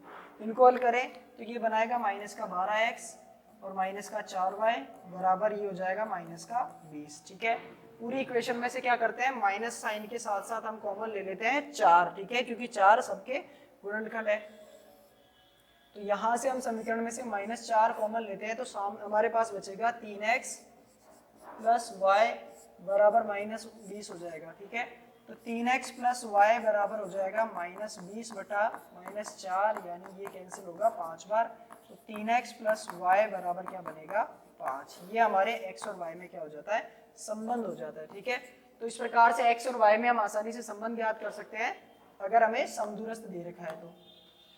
क्वेश्चन नंबर 1 जो हमारा दे रखा है, अब ये हमारा दे रखा है रेखाखंड को विभाजित करने वाले बिंदु के निर्देशांक। ठीक है, तो ये हमारे विभाजन जो बिंदु के निर्देशांक होते हैं वो क्या होते हैं, जैसे x बिंदु की अगर हम बात करें जो कि किसी रेखाखंड AB को जिसके निर्देशांक x1 y1 x2 y2 हो, उसको एक बिंदु P या फिर O बोल सकते हैं जो कि x, y में विभाजित कर रहा है, तो उस विभाजित करने वाले बिंदु के जो निर्देशांक होंगे x और y के वो किस प्रकार से निकालते हैं। x बराबर हो जाता है, यहाँ रेशो में विभाजित करेगा m1 m2 में। ठीक है, या m और n भी ले सकते हैं, तो इसको हम लिखेंगे m1 x2 plus m2 x1 upon m1 plus m2। ठीक है, इसी के साथ अगर y निकालना है तो y आ जाता है हमारा m1 y2 plus m2 y1 upon m1 plus m2। ठीक है, तो ये हमारे x और y के निर्देशांक आ जाते हैं। तो इसी आधार पर हमें क्या करना है, उन बिंदुओं के निर्देशांक याद करने हैं जो इन दोनों बिंदु को मिलाने वाले रेखाखंड को इस अनुपात में काटता है। ठीक है, तो इसके लिए मैं बोल सकता हूँ कि ये हमारे x1 y1 हो जाएंगे, ये हमारे x2 y2 हो जाएंगे और ये हमारे m1 अनुपात m2 हो जाएगा। ठीक है, इसकी वैल्यू इस फॉर्मूले में रखने पर हमें क्या प्राप्त होगा, जिस बिंदु पे वो निर्देशांक जो विभाजित कर रहा है वो बिंदु उसके हमें निर्देशांक प्राप्त हो जाएंगे। ठीक है, तो इसी को मैं इस क्वेश्चन में लिख सकता हूं,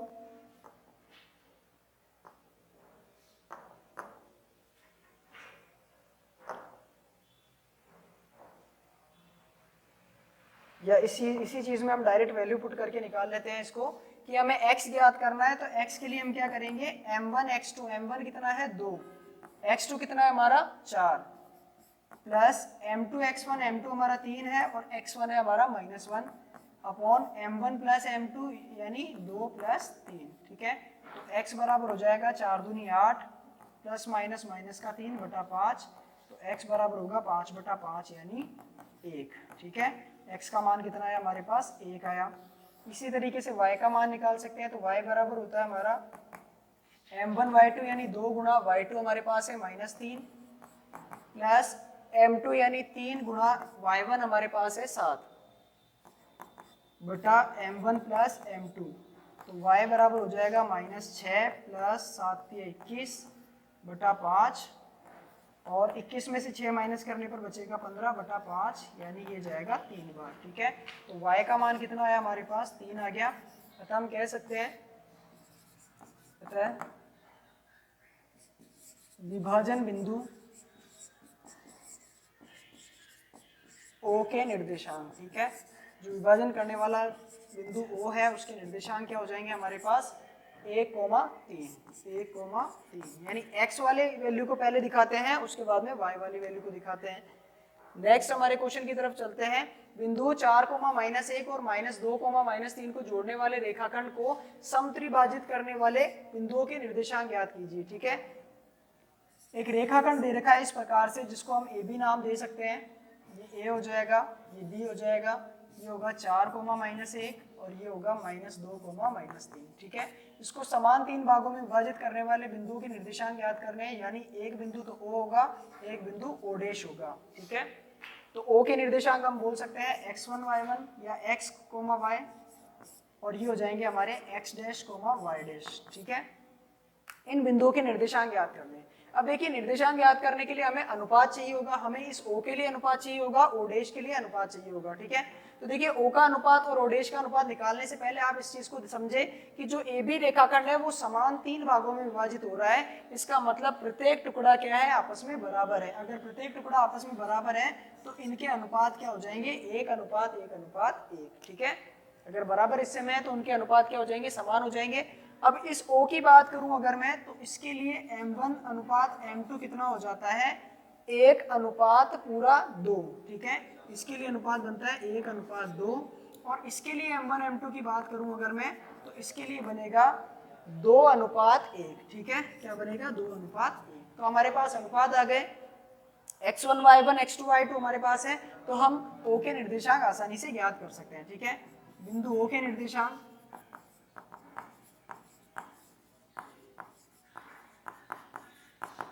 ठीक है।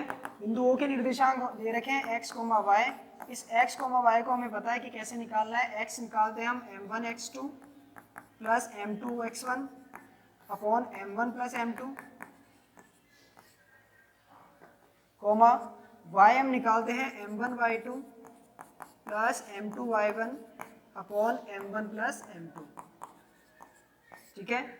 इसमें वैल्यू पुट करते हैं तो m1 हमारा दे रखा है इसके लिए 1 और x2 दे रखा है हमारा कितना, -2। b वाला होगा हमारा x2 पे -2 प्लस m2 हो जाएगा 2, x1 हो जाएगा हमारा 4/1 प्लस 2, m1 हो जाएगा 1 और y2 हो जाएगा -3 प्लस m2 हो जाएगा 2 और y1 हो जाएगा हमारा -1 अपॉन 1 प्लस 2। ये हो जाएगा -2, 2 एकम 2 -2 और 4 दूनी 8। तो 8 में से अगर 2 माइनस करेंगे तो हमारे पास बचेगा 6/3, और ये हो जाएगा हमारे पास कितना, 3 एकम 3 -3 और 2 एकम 2 -2। तो -2 और -3 बनाएगा आपका -5/3, ठीक है। इसको हल कर सकते हैं ये 2 बार, तो इसके निर्देशांक हो जाएंगे 2, -5/3, ठीक है। ये हमारे x, y आ जाते हैं। इसी प्रकार से हम x डैश y डैश निकाल सकते हैं। तो बिंदु O डैश के निर्देशांक,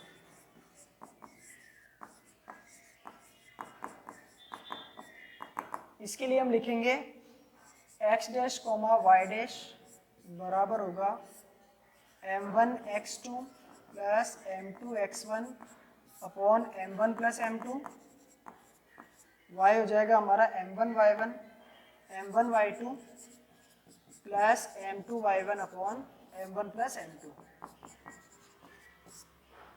इसको हल करें तो m1 की वैल्यू 1 है, x2 कितना है हमारे पास, x2 हो जाएगा हमारे पास -2। अच्छा, इसके लिए m1 का मान 2 होगा, ये ध्यान रखना है हमें। इसके लिए अनुपात कितना होगा, 2:1। तो इसके लिए m1 का मान हो जाएगा 2, x2 कितना है -2 प्लस m1 है 1 और x1 कितना दे रखा है 4, 2 प्लस 1, m2 यानी 2 और y2 हमारा -3 है, m2 यानी 1 और y1 हमारा -1 है अपॉन 2 प्लस 1। ये हो जाएगा -4 प्लस 4/3, -6 -1 अपॉन 3। 4 में से 4 जाने पर 0 बचेगा और 0 में 3 का भाग देने पर यही बचेगा। ये हो जाएगा -7/3, ठीक है। तो ये हमारे x डैश y डैश के निर्देशांक आ जाते हैं, जो बिंदु O डैश के निर्देशांक है। ठीक है, तो इस प्रकार से समद्विभाजित बोले तो इस प्रकार से हम क्या कर सकते हैं, इनके निर्देशांक याद कर सकते हैं। समद्विभाजित के लिए ध्यान रखना कि ये जो है निर्देशांक आपके 1:1 हो जाएगा, यानी आपके m1:m2 का मान 1:1 हो जाएगा। उस कंडीशन में आपके जो निर्देशांक बनते हैं उनको बोलते हैं मध्य बिंदु निर्देशांक, मध्य बिंदु निर्देशांक। और इसमें ध्यान रखना कि m1:m2 जो होता है आपका 1:1 होता है। जब 1:1 हम इन फॉर्मूले में रखते हैं तो x, y हमारा निकल के आता है x1 + x2/2 और y1 + y2/2। तो यहाँ से हम आसानी से क्या कर सकते हैं, मध्य बिंदु के निर्देशांक इस फॉर्मूले से ज्ञात कर सकते हैं। ठीक है, क्योंकि इसमें अनुपात का मान जो है वो 1:1 हो जाता है। नेक्स्ट क्वेश्चन हमारा दे रखा है क्वेश्चन नंबर 8 कि जो ए और बी क्रमशः बिंदु ये और ये हो, तो मतलब ए बी क्रमशः आपको दे रखे हैं, तो बिंदु P के निर्देशांक ज्ञात कीजिए ताकि AP बराबर AB बटा 3/7 AB हो जाए और P रेखाखंड AB पर स्थित है। ठीक है, यानी AB मिलकर एक रेखाखंड बना रहे हैं और P बिंदु उस पर स्थित है। ये हमारा A बिंदु हो गया -2, -2, B बिंदु हो गया हमारा 2, -4। P के निर्देशांक ज्ञात करने हैं तो इसको हम x, y बोल सकते हैं, पर उसके लिए उसने कंडीशन दी है कि जो AP का मान है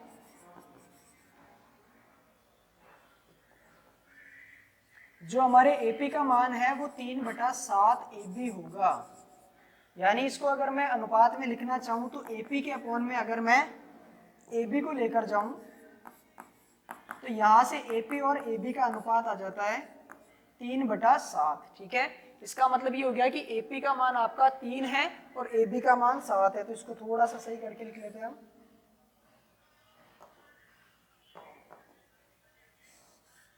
ये कह रहा है कि पूरी AB का मान तो जो है हमारा 7 अनुपात में है, उसमें से A से लेकर P तक का मान कितना है आपका 3 अनुपात में है। तो इसका मतलब ये अनुपात 3 हो जाएगा, तो बाकी बचा हुआ अनुपात कितना होगा, 4 होगा। तभी तो पूरी हमारी AB जो है वो कितना बनाएगी, AB हमारी 7 बनाएगी।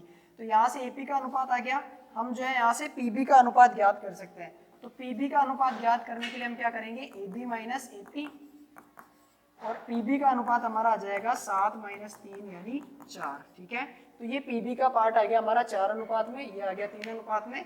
तो अब हम क्या कर सकते हैं, इस बिंदु के आसानी से निर्देशांक ज्ञात कर सकते हैं। तो बिंदु P के निर्देशांक क्या हो जाएंगे,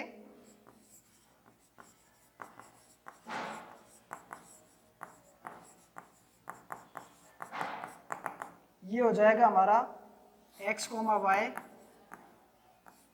बराबर m1x2 + m2x1 upon m1 + m2, और दूसरा हो जाएगा हमारा m1 + m1y2 + m2y1 upon m1 + m2। m1 का मान अगर हम रखें तो m1 का मान हमारा 3 हो जाएगा, तो 3x2 का मान 2 होगा प्लस m2 हो जाएगा 4, x1 हमारा -2 होगा बटा 3 + 4, कॉमा m1 हमारा हो जाएगा 3 और y2 हो जाएगा -4 प्लस m2 हो जाएगा 4, y1 हो जाएगा हमारा -2 बटा 3 + 4। हल करते हैं इसको आगे, 3 दूनी 6 और 4 दूनी 8 माइनस का, तो 6 प्लस का माइनस का 8 यानी माइनस का 2/7, कॉमा 3 चौक 12 माइनस का 4 दूनी 8 माइनस का 8 और माइनस का 12 तो माइनस का 20 बनाएगा बटा 7। ये हमारा आंसर हो जाता है। ठीक है, तो इस प्रकार के प्रश्नों में हम क्या कर सकते हैं, जो विभाजन बिंदु है हमारा उसके हम निर्देशांक ज्ञात कर सकते हैं। इसने सिर्फ इस जगह कंफ्यूज करने की कोशिश करी है, आपको AP और AB का अनुपात दे दिया तो आप AP और PB दोनों का अनुपात आसानी से ज्ञात कर सकते हैं। ठीक है, उस चतुर्भुज का क्षेत्रफल ज्ञात कीजिए जिसके शीर्ष इस क्रम में -4, -2, -3, -5, 3, -2 और 2, 3 है। ठीक है, एक चतुर्भुज हमें दे रखा है जिसके शीर्ष हमें दे दिए और उसने कहा कि इसी क्रम में है, इसका मतलब क्रम आपको वही रखना है।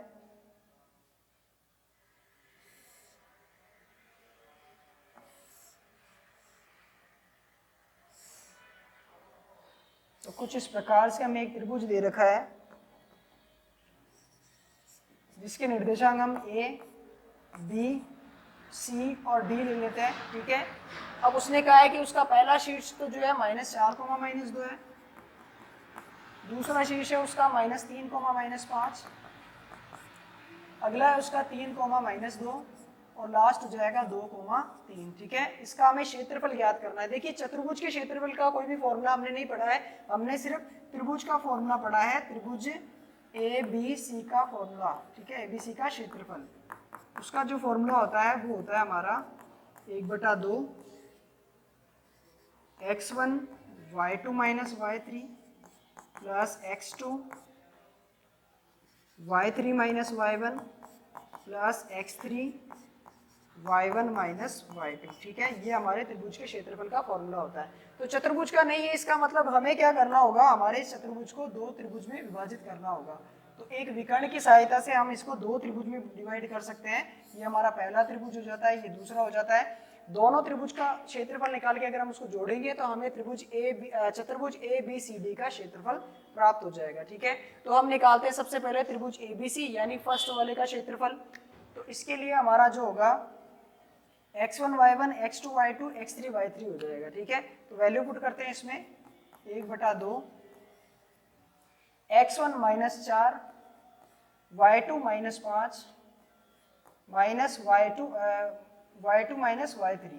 ठीक है, y3 हो जाएगा -2, तो इसको ब्रैकेट में रखना पड़ेगा, प्लस x2 हो जाएगा -3, y3 हो जाएगा -2, y1 हो जाएगा -2, इसको भी ब्रैकेट में रखना पड़ेगा, x3 हो जाएगा 3, y1 होगा -2, y2 होगा -5।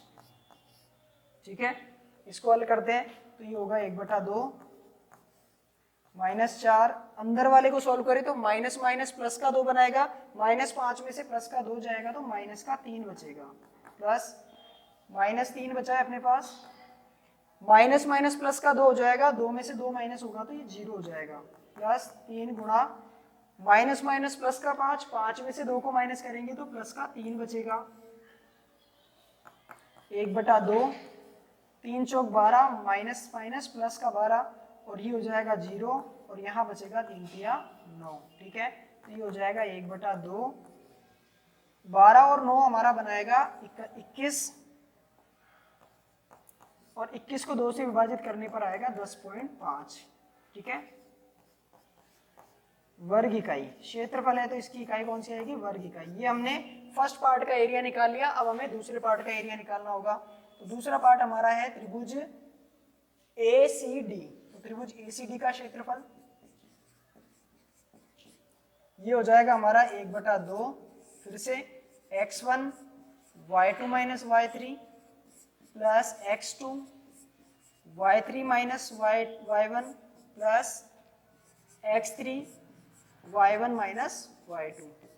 ठीक है, वैल्यू पुट करते हैं 1/2। अब इसके लिए x1 y1 ये हो जाएगा, x2 y2 ये हो जाएगा, x3 y3 ये होगा। ठीक है, वैल्यू ढंग से पुट करनी है हमें, तो x1 हो जाएगा -4, y2 - y3 -2 -3 प्लस x2 हो जाएगा 3, y3 - y1 y3 हो जाएगा 3 माइनस माइनस प्लस का 2, तो 3 माइनस और ये माइनस का 2 हो जाएगा, x3 हो जाएगा हमारा 2, y1 - y2 की बात करें तो y1 होगा -2, y2 होगा -2, तो ये होगा -2 माइनस माइनस का 2। ठीक है, इनको हल कर लेते हैं, तो ये होगा 1/2 -4 ब्रैकेट में बनेगा -5 प्लस 3 ब्रैकेट में बनेगा माइनस माइनस प्लस का 2, तो ये बन जाएगा 5 प्लस 2 और ब्रैकेट में बनेगा माइनस माइनस प्लस का 2, -2 प्लस का 2 बनाएगा 0, तो ये हो जाएगा 1/2 माइनस माइनस प्लस का 20 प्लस 3 × 15 और ये 0 हो जाएगा, तो यहाँ हमारे पास बनेगा 35 और ये जाएगा तो 17.5। ठीक है, तो ये हमारी समीकरण 2 आ जाती है, जिसमें हमने सेकंड पार्ट का एरिया निकाल लिया। पूरे त्रिभुज ABCD का एरिया निकालना है तो इन दोनों को जोड़ना होगा। ठीक है, तो चतुर्भुज ABCD का क्षेत्रफल वो निकालेंगे हम 1 + 2 से। 1 में हमारा दे रखा है 10.5, 2 में हमारे पास 17.5, दोनों को ऐड करेंगे तो ये बनाएगा हमारा 28 वर्ग इकाई। तो ये हमारे 7 प्रश्नावली तक कंप्लीट हो जाते हैं। आगे के जो प्रश्न हैं हम अगले पार्ट में देखेंगे। इनका आप अच्छे से रिवीजन करते रहें। जो टॉपिक मैंने आपको समझाया है उन्हीं पे आधारित जो प्रश्न है उनको आप ज़्यादा से ज़्यादा हल करें, क्योंकि उन्हीं की संभावना आपके एग्जाम में आने की है। धन्यवाद।